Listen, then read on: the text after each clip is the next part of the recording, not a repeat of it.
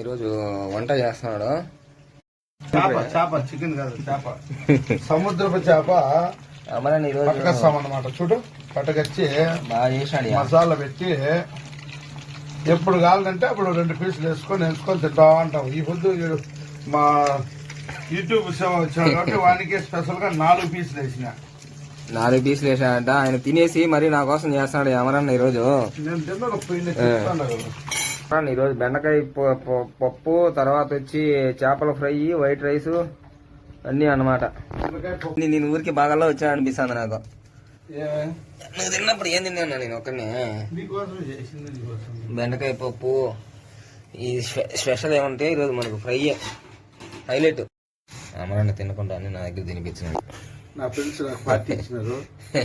రాత్రి ఇప్పుడు వడలు, చికెన్, మటన్ అంతా తినేసి వచ్చిన. ఇవి మాత్రం మా తమ్ముడి కోసం చేసి పెట్టిన.